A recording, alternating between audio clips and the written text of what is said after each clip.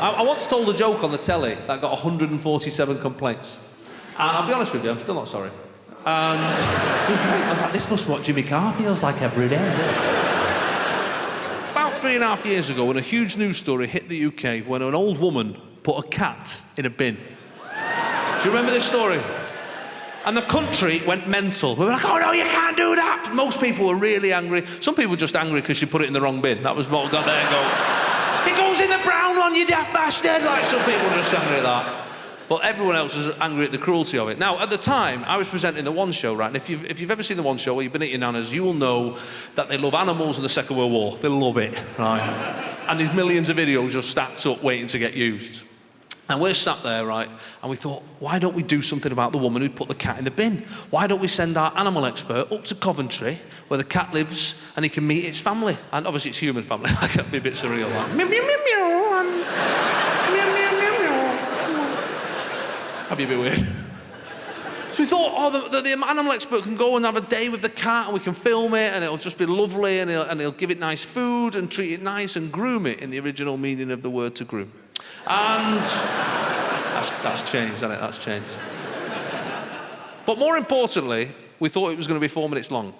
And that's very important, That's very important. On a live show, things need to hit the times, you know what I mean?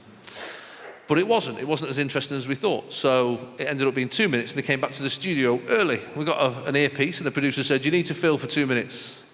Now you think, well, you're a comedian, you should be able to talk bollocks for 2 minutes. And of course I can, but this is 7 o'clock BBC One, so it comes with its own set of guidelines, you know. So this is what I said, right? I was trying to be dead serious, like a proper presenter. I said, well, Alex, I thought it was horrendous, actually. One of the worst things I've ever seen a human do to an animal. What an awful ordeal that cat's been put through. Did you just sneeze or fart then? That freaked me out.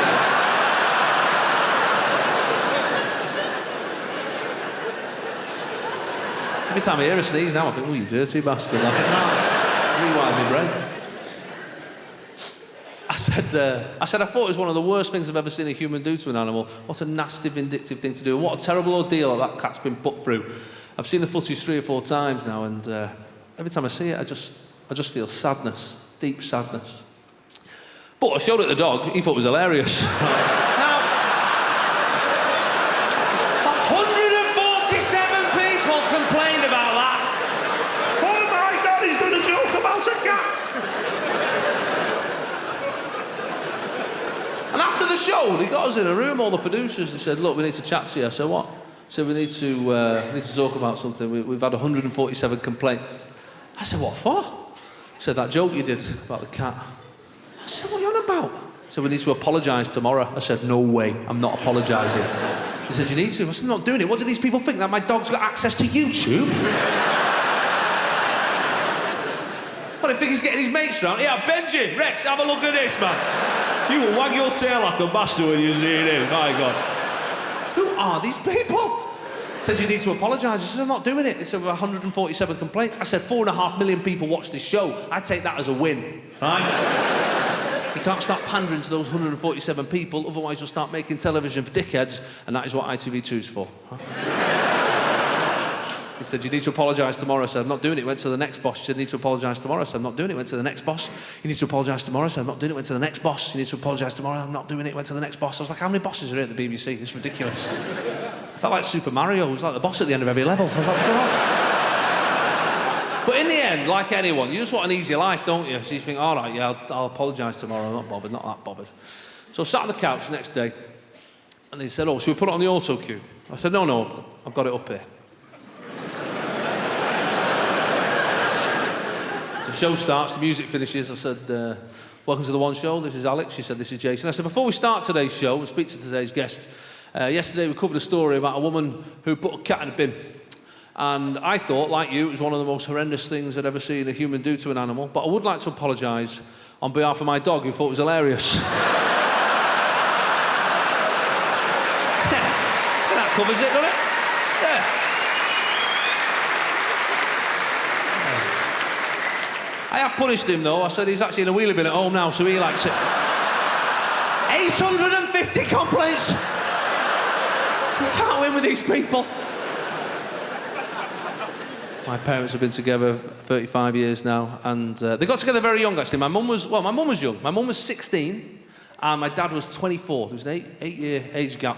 And now my mum's got to an age where she's starting to lie about her age. She's starting to take 2 or 3 years off it.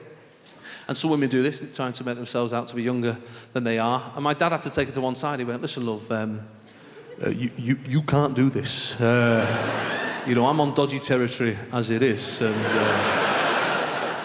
you take 3 years off your life, I'm going to get a phone call off the Jimmy Savile police. Like, I don't need it, you know.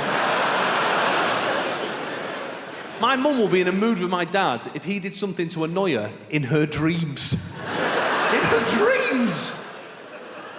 He'll wake up already in trouble.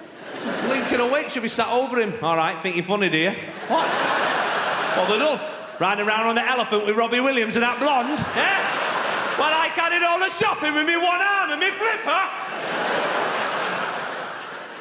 What are you on about? Why do people do it? Why did they tell you the dreams? My brother does it all the time. Oh, Jay, I had a dream last night. You were there, but it wasn't you. And, like you were at your house, but it wasn't your house. I think, I don't even give a shit about your real life, if I'm honest. Never mind the stuff you've made up in your sleep. She's terrible at technology as well. She'll text you, like, in the middle of the day, ring me. All in capitals, like, ring me! And you ring her back straight away, don't you? Because it's your mum and you love her and you want to know what's going on. Ring, ring. Ring, ring. Ring, ring. Ring, ring. Ring, ring. Ring, ring.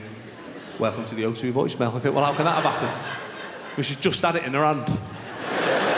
I've seen her move. She doesn't move that fast. The only explanation is she's gone, ring me, send. There you go, that'll do his head in for half an hour, that. I'm sure that's what they live for sometimes. And they do me head in, but I keep them around because they're good with the kids. And... Oh, they are good. I've got 3 little girls. Who's got kids? Give us a cheer if you've got kids. Yeah, somebody is there. Has anyone? I've got twins. Has anyone got twins? A few of you there. You got twins there? Yeah, lovely. How old are your twins? 5, lovely, man, of 4. So you're at the same age as, roughly the same age as me, where you've started to hate people with 1 kid, haven't you? You got to that point. Yeah, you see him in the park. You're there with your spare hand, yeah? Oh, you're right.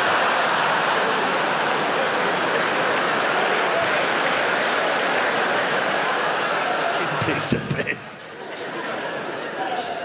Oh, it's hard, isn't it? Why are children getting up so early and why is no scientist trying to fix that shit? That's what's doing my head in.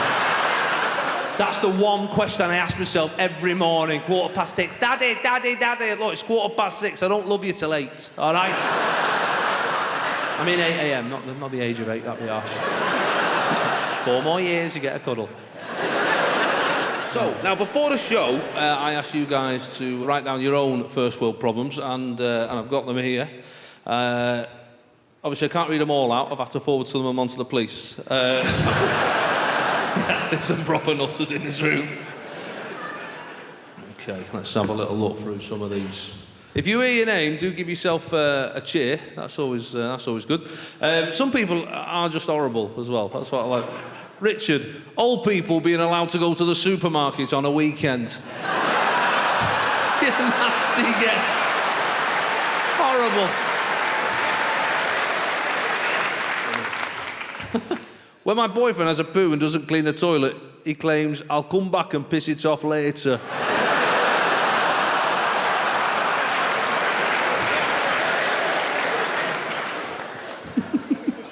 This is a sweet one. When I share chocolate or sweets and people accept, inside it makes me hate them.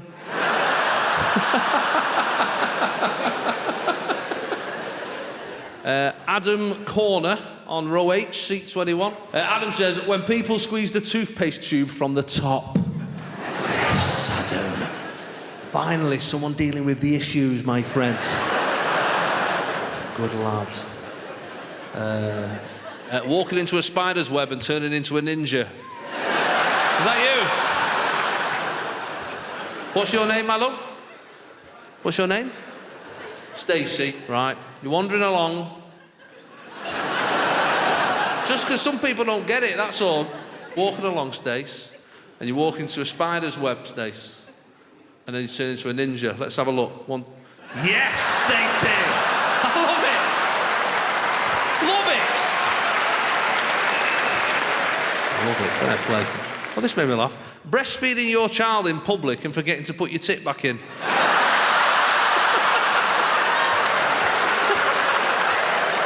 I love it! Who wrote that? Where are you? You on the end there, God bless you. Right, stand up. What? No, it's a 15. It's a 15 certificate. We don't want any of that. This is a classy one. Waking up with a random and can't find your knickers. Lovely. Lovely. I love Liverpool. I really do. I love it. Who wrote that one? You, sir.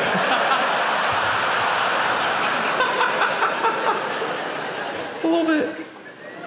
That was him in the blue shirt there, saying me. Give him his moment, because that was good timing. Look at me and say me again. Good lad, that's how that works. Fucking losing a joke just because he wasn't there in time. Fuck that.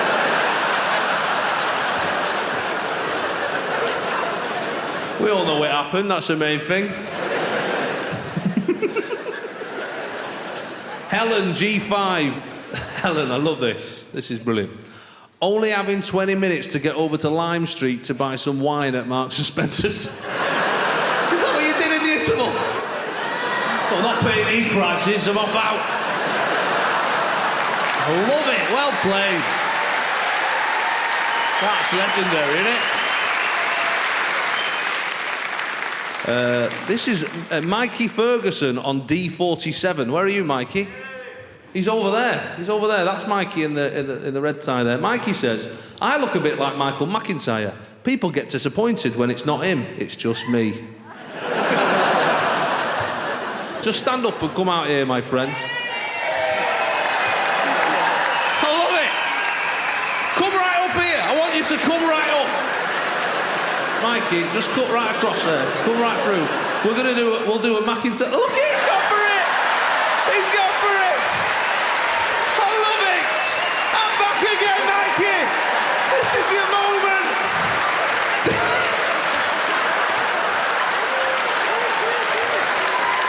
What a legend.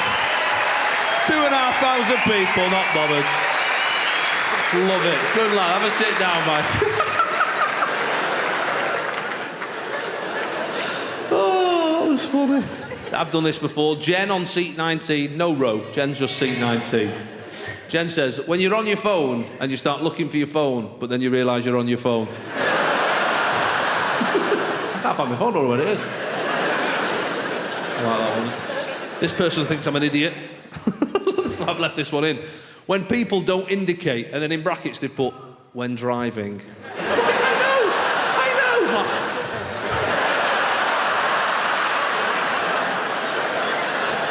So, thanks.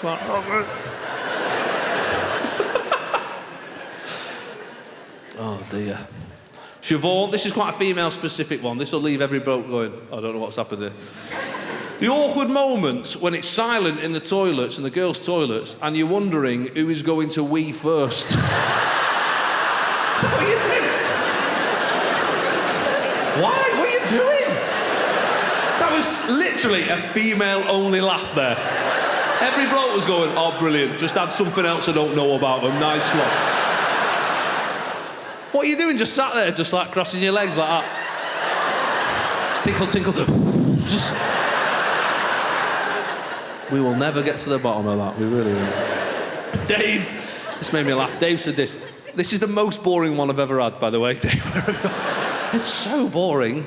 I nearly didn't put it in, but then at the end it made me laugh so much. I don't know how you've done it, but Dave's gone through boring and then found funny just at the bottom. Amazing. I've lived in the house for 10 years and I still don't know which switch is for what lights on the double switch.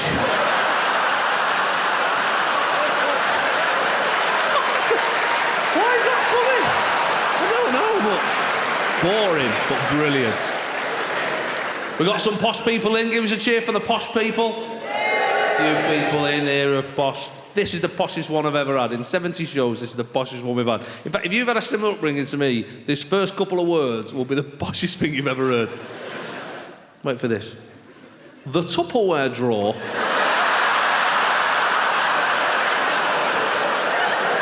Tupperware drawer. Who do you think you are? The Tupperware drawer. The Tupperware drawer is full of 30 lids, but only 3 ruddy tubs. It's a bloody nightmare, isn't it? What I like is the difference in the people in this room. We've got a proper posho, Tupperware, and then we sink right to this. When you need a shit just after you've had a shower. Like, how are those 2 people at the same show? Unbelievable. When the dog farts and it burns your eyes. And this one is the worst one I've ever had. This is horrendous. If you're with your parents, I can only apologise, right? This just says the letter T in a kiss. There's no seat number on this, and rightly so. Okay, here we go. This is horrible. You ready? Well, let's do it democratically. Who wants to hear this, even though I think, personally, it's the most offensive one I've ever had? Who wants to hear it? OK. That's how democracy works. And who doesn't want to hear it? OK, just one bloke. No, I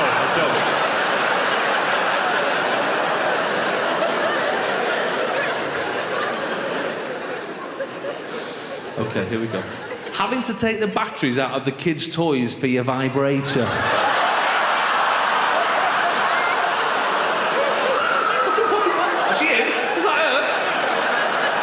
What?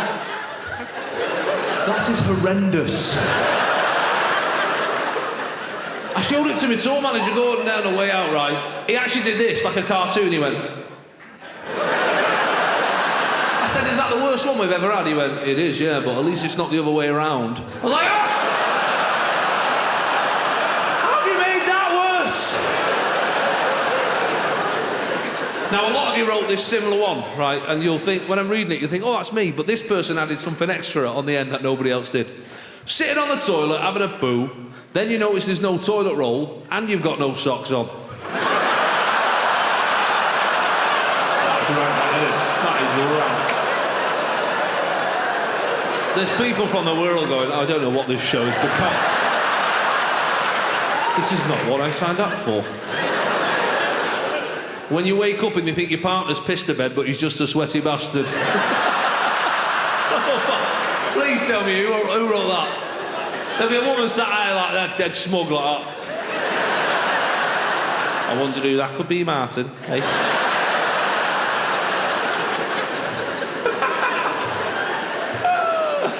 When your wax strip runs out and you've still got another bollock to do. Oh, horrible.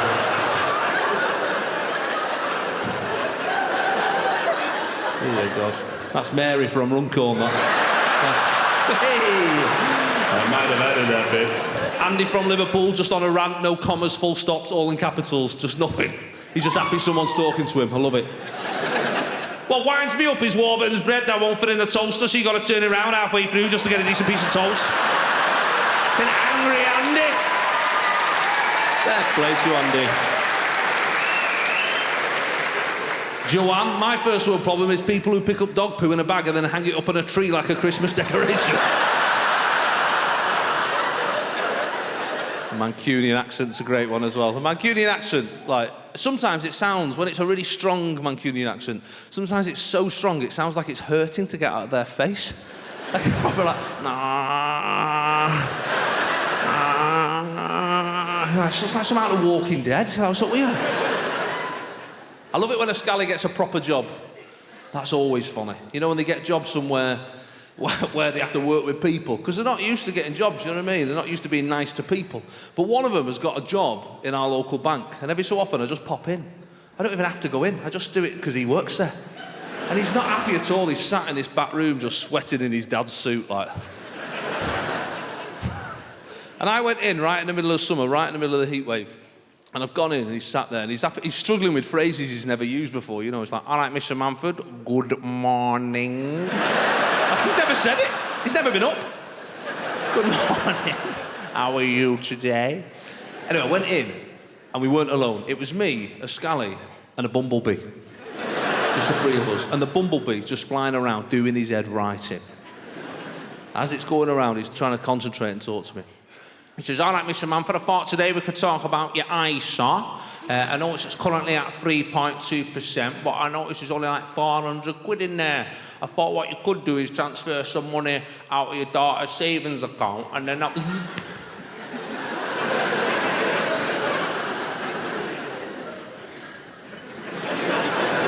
and then maybe, like, at the end of the calendar year, move it back over again, right? I thought, zzz.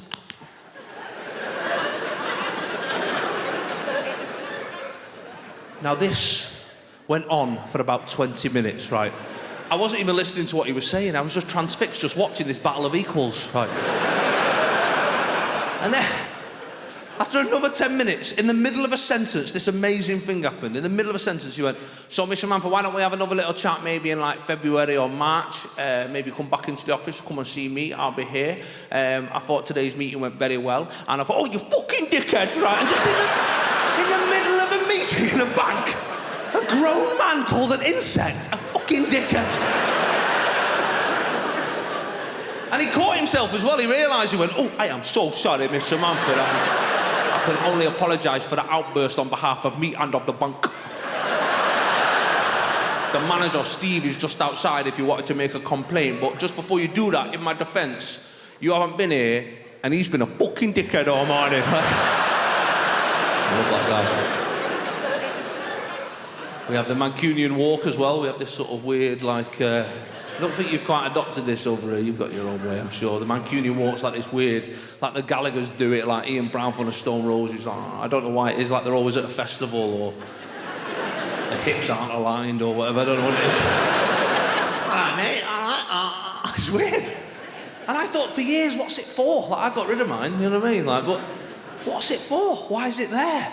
And then I read an article a little while back, and it said 22% of the SAS are from the Northwest. 22%, that's quite a high proportion of the world's elite fighting force are from the Northwest of England. And then it dawned on me, of course, it's all down to that walk.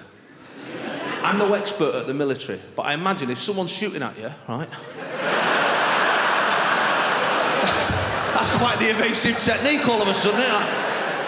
All right, try and shoot me now, you Taliban knobhead. Could be. I don't know. I don't even know if you're allowed to say Taliban knobhead, to be honest. I've not checked that. Hope that gets passed off, be all right. Is there any in? Find out now. Yeah. I've actually just been over to Afghanistan, did some gigs in Camp Bastion. Went to do some gigs in Camp Bastion for a week. Yeah, it was great. And did a full week there. Did 3 or 4 shows. And right in the middle of August, middle of summer, that's the best time to go. Yeah. My God, I'm still hot now. Jeez. Actually, have we got anybody in the military in the room? Yeah, a couple over there. Good stuff. Have you been out to Bastion, sir? Yeah. You've been out to Bastion. They've got a KFC out there, haven't they? They've got a KFC. A KFC. I swear to God, I was 3 days in, I saw it in the distance. I thought it was a mirage. Like, just the colonel. I could hear his voice. Hey there, Jason, you want some chicken? I'm like, oh, yes, I do. I went to go in, I was desperate for some nice food. I went in, and the squaddy stopped me before I went in there. He went, don't eat in there, mate. I thought, what are you on about? It's KFC. Known the world over. He went, have you seen any fucking chickens around here?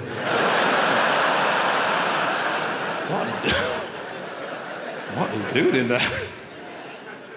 So odd. I was so scared, though. I must say, I was really scared about going over. As you would be, you know. I've done gigs for the military before, been to the Falklands and different sort of places, but no one's shooting at you there. There's only penguins, you know what I mean? So Afghanistan was slightly different, and I was nervous, but I was trying not to show it. I was trying to be cool about it, because my friends and family, they were a bit nervous for me. I was trying to be cool. But then I started getting these emails from the Ministry of Defence, and that started to worry me even more. They were asking me questions I've never been asked before. And you do get asked questions before any gig, even before this one. You know, what time you arrive in, how long's your interval, when are you leaving, do you need a parking space? Normal questions that I've been asked for 15 years doing the job.